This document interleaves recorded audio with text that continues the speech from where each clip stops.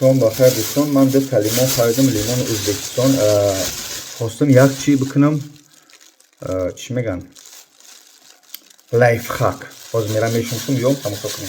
بچه‌ها شوشتم شو. نگاه کنید بچه‌های عزیز.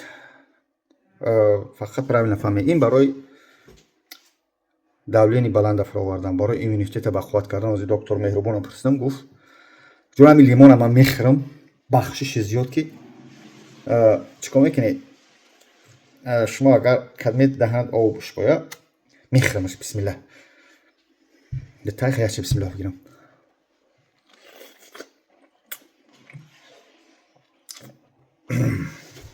کاسی هم تری کنه پارت توی من ستوریش میکنم.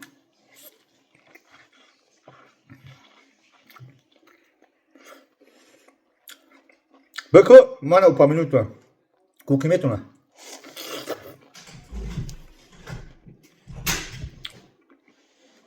لیمون دیو بیار.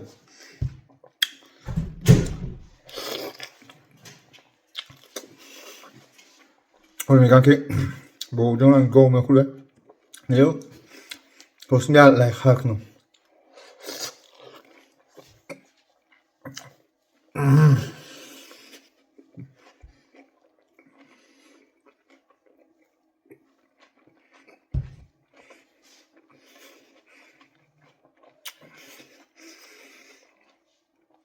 زیرا میگیره روانش که من آب میکنم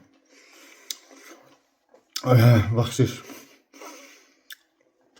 ولی بچه ها پارتوی بامونه